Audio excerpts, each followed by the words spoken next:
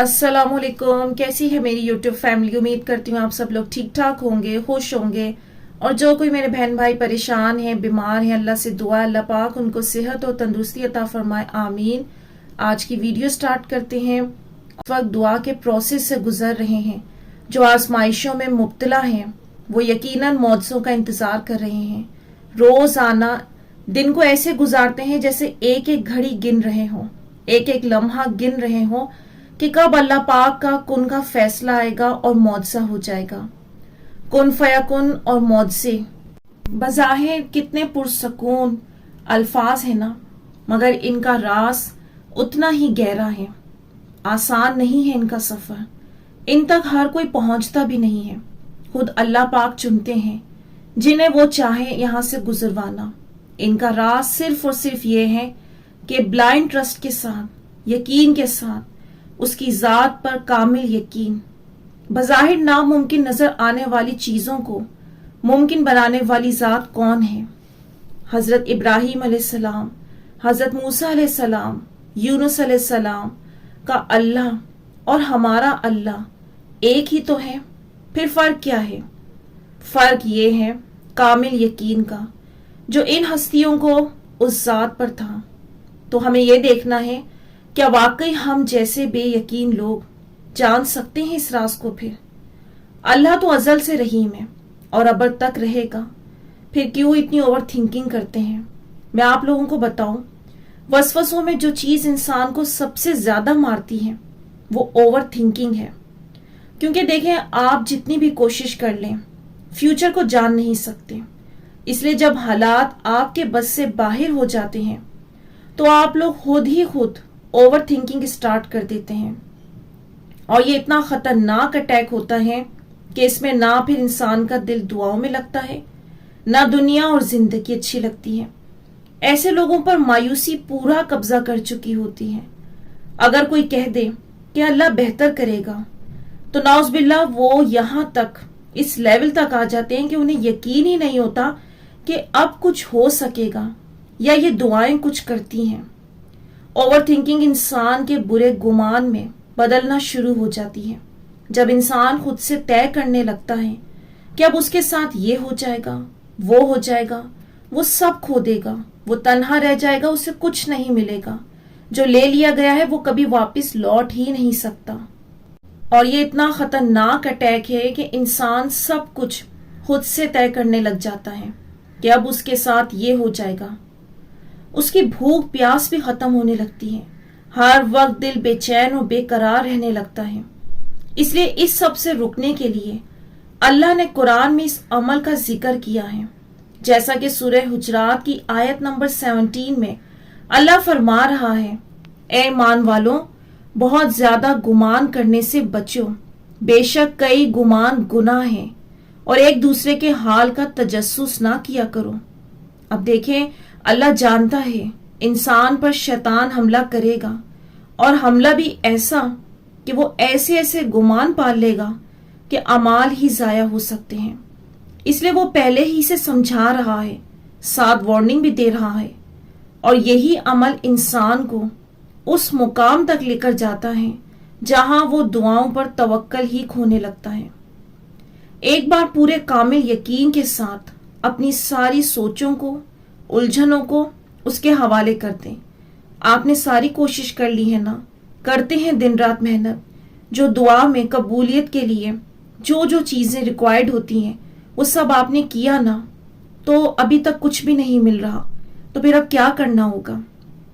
जब आपने अपनी पूरी रिस्पॉन्सिबिलिटी अदा कर दी है तो इसका मतलब अब आप लास्ट स्टेज पर हैं कबूलियत की, यानी कि उसके करीब करीब हैं। किस लिहाज से? कि अब आपको इंतजार करवाया जा रहा है। और अल्लाह पाक की हिकमत तो बहुत बड़ी होती है, जिसमें हमारे लिए खैर ही खैर है। तो ये इंतजार किसी मसलिहत के तहत हो रहा है ना, उससे कुछ नहीं मिलेगा आपको अजियत में रखकर। वो आपको इस प्रोसेस से गुजार चुका है जिसमें आपकी ये ट्रेनिंग करनी थी कि आप समझ जाएं कि दुआएं क्या होती हैं, गुनाहों के रास्ते क्या होते हैं, आजमाइश क्या होती है। हर टूट फूट ठीक हो जाएगी अगर आप अल्लाह पर तवक्कल करना शुरू कर देंगे। हर मुश्किल फना हो जाएगी अगर कभी हमारे गम की मुद्दत लंबी हो जाए, یہ بھی جان لیں کہ پھر ہم پر رحمان کی رحمت بھی زیادہ ہو جاتی ہے، معجزہ بھی بڑا ہونا ہوتا ہے، کیونکہ اللہ کے لیے کوئی کسوٹی ایسی نہیں جو اس کے دائرے اختیار سے باہر ہو۔ بس یہ وہم و گمان تو بندے کے اپنے بنائے ہوئے ہیں، وہ مالک تو بندے کی طرف دیکھتا ہے۔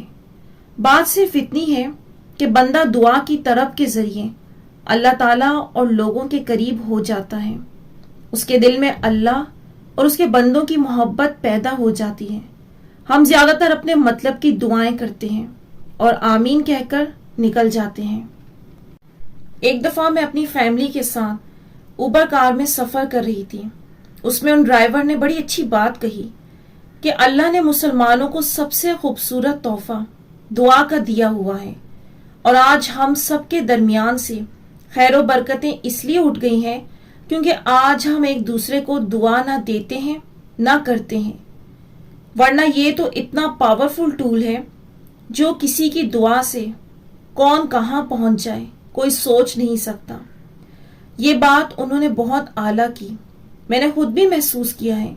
آج ہم اپنی میں اتنا مبتلا ہو گئے ہیں، بہت کم ہیں جو دوسروں کے لیے خیر سوچیں، اور کہتے ہیں نا، دعا اگر ایک مسلمان دوسرے مسلمان کے پیچھے جب کرتا ہے تو وہ کبھی رد ہوتی ہی نہیں ہے۔ اور آپ اس کو اپنی زندگی میں شامل کر کر دیکھیں، آپ اس کو آزمائیں، پھر آپ کو اس بات پر یقین آئے گا۔ جب آپ دوسروں کے لیے خیر سوچنا شروع کریں گے تو آپ یہ محسوس کریں گے کہ آپ کی زندگی میں اللہ خود بخود مشکل لمحوں میں خیر بھیج رہا ہے۔ اس لیے آگے کب اور کیسے ہوگا یہ اللہ پر چھوڑ دیں۔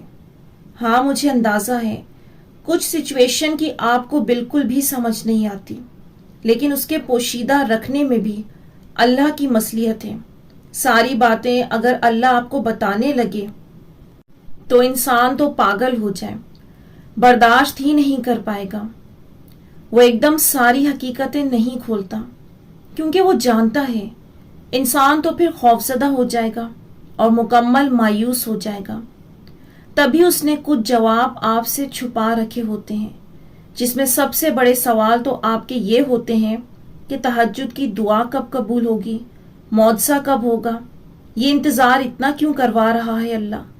اس لیے وہ دعا عطا کرتا ہے تاکہ ایک ایک کر کے وہ آپ پر اس آزمائش کی ساری حقیقتیں کھولیں، ورنہ دیکھیں تو ایک زخم کے بھرنے کو کتنا وقت لگ جاتا ہے، اور اب اگر وہ سارا مرہم اس ایک زخم پر ہی لگا دے ایک ہی دفعہ تو باقی زخموں کا کیا ہوگا؟ ان کو بھرنے کو بھی تو کچھ چاہیے نا۔ بس اسی لیے وہ آپ کو باری باری ان تمام سوالوں سے گزارتا ہے جن کا جواب اس نے اپنے پاس سنبھال رکھا ہے۔ تو اگر یہ لگ رہا ہے یہ جن اذیتوں کا سامنا آپ کو تنہا کرنا پڑا ہے وہ رب کو یاد نہیں، تو ایسا نہیں ہے، وہ کبھی بھی نہیں بھولتا۔ وہ سورہ مریم کی آیت نمبر 64 میں فرماتا ہے، اور تمہارا پروردگار بھولنے والا نہیں۔ اور جنہوں نے آپ کو بے حد اذیتیں دیں اس کے پاس ایک ایک بات درج ہے، وہ نہ صرف آپ کے زخم بھر دے گا بلکہ ان سب کو جھکائے گا آپ کے آگے جنہوں نے کبھی آپ کو ذلیل کیا تھا۔ اور اگر آپ ذرا غور کریں گے تو اللہ نے کیسے رفتہ رفتہ ذریعے بنائے آپ کے، پھر ان رستوں کی جانب راہیں بھی خود بنا دی، جس میں دعا پہلا راستہ ہے، آپ کی منزل ملنے کی پہلی علامت ہے۔ اب دیکھیں، یہ بات کہنا تو بہت آسان ہے، صبر کرو، انتظار کرو، بہت جلد ملنے والا ہے۔ اب یہ لوگوں کو بہت دفعہ برا بھی لگ جاتا ہے کہ اس کے لیے کتنا آسان ہے، میری تکلیف کو نہیں دیکھتا کہ میں کن اذیتوں سے گزر رہا ہوں۔ لیکن وہ بندہ یہ نہیں سمجھ رہا کہ ان اذیتوں میں اس کے لیے رب تعالیٰ نے کتنا خیر رکھ دیا ہے، کتنا کچھ اس کے لیے آسان کر دیا ہے، دنیا اور آخرت دونوں کے لیے۔ ایک لڑکی نے مجھ سے سوال پوچھا کہ آپی، میں جس چیز کو پانے کی اتنی طلب کر رہی ہوں اس کے بارے میں اللہ پاک نے کچھ مہینے پہلے مجھے خواب میں دکھایا، ایک شخص آیا میرے پاس اور اس نے کہا تم سے چھین لیا جائے گا، اور کہنے لگی کہ اس کے کچھ وقت بعد ہی میری منگنی ہونے والی تھی، سب کچھ آسان تھا، پھر اچانک ایسی رکاوٹ آئی کہ وہ مجھ سے دور چلا گیا۔ اور اس نے یہ بھی بتایا کہ میری پچھلی زندگی سے پہلے یہ تھی کہ میں گناہوں کی زندگی میں تھی. نماز یا عام روٹین میں تو کیا، میں جمعے کی نماز بھی ادا نہیں کرتی تھی. اور ساتھ ہی ساتھ انہوں نے یہ بھی بتایا کہ جب میں گناہوں کی زندگی میں تھی تو بہت آسانیاں تھیں، خوشیاں تھیں، لیکن جب یہ خواب آیا نا، اس کے بعد سے سب کچھ الٹ ہو گیا اور میں بہت اذیت میں ہوں. اب میرا کیا ہوگا؟ تو ان سسٹر کے لیے میرا پیغام ہے کہ یہ تو بہت پیاری اور خوشی کی بات ہے کہ اللہ نے آپ کو اپنے قریب کر لیا ہے. یہ بس تھوڑا سا وقت ہوگا. آپ نے اس وقت میں رب تعالیٰ کو راضی کرنا ہے، دل سے اپنے گناہوں کی معافی مانگنی ہے اور وہ برے عمل دوبارہ نہیں دہرانے ہیں. تو آپ لوگوں کو یہ بھی سمجھ آ رہا ہوگا، جو اکثر آپ لوگ پڑھتے سنتے ہیں کہ یہ آزمائش آپ کو رب تعالیٰ کے قریب کرنے کے لیے لائی ہے. تو میں نے آپ لوگوں کو ثبوت کے طور پر یہ بات شیئر کی ہے کہ دیکھیں، لوگ اپنے منہ سے آ کر یہ باتیں بتاتے ہیں کہ ہمیں آزمائش سے پہلے اللہ نے خبردار کر دیا. تو جو اللہ پہلے خبردار کر رہا ہے تو کیا وہ انعام دینے پر قادر نہیں ہے؟ وہ اس آزمائش کا اختتام نہیں کرے گا؟ تو یہ آپ یا میری، ہم سب کی زندگی میں جو آزمائشیں آتی ہیں، ہمیں درست کرنے کے لیے آتی ہیں، ہماری آخرت کو بہتر بنانے کے لیے آتی ہیں. ان پر خفا ہونے کے بجائے، گلے شکوے کرنے کے بجائے رب تعالیٰ کا شکر ادا کریں اور زیادہ سے زیادہ وقت اللہ کو راضی کرنے میں لگائیں. دیکھیں، جب ایک چیز کا وقت اس نے مقرر کر دیا ہے تو وہ جب اپنے وقت پر آپ کو مل جانی ہے. لیکن اگر آپ گلے شکووں میں پھنسے رہیں گے تو وہ چیز مزید آپ سے دور ہو جانی ہے. کیونکہ اللہ کہتا ہے نا، تم شکر کرو گے تو میں تمہیں زیادہ دوں گا، اور ناشکری کرو گے تو پھر میں عذاب دوں گا. تو آپ لوگوں کی بھلائی اسی میں ہے کہ ٹوٹ کر اپنے رب سے جڑ جائیں اور تمام معاملے، تمام فیصلے اس کے حوالے کرتے ہیں. وہ آپ سے بہت پیار کرتا ہے، آپ کی کھوئی ہوئی چیزوں کو بھی لوٹائے گا اور آپ کے غم کو بھی دور کر کے آپ کی خواہشوں کو پورا کرے گا. تو یہاں میں ویڈیو کا اینڈ کرتی ہوں. امید کرتی ہوں آج کی ویڈیو نے آپ لوگوں کو کچھ ہیلپ کی ہوگی، کچھ مدد دی ہوگی. تو مجھے دیجیے اجازت، اپنی دعاؤں میں یاد رکھیے گا، کمنٹس میں اپنی رائے کا اظہار ضرور کیجیے گا. انشاءاللہ نیکسٹ ویڈیو میں ملوں گی. اللہ حافظ.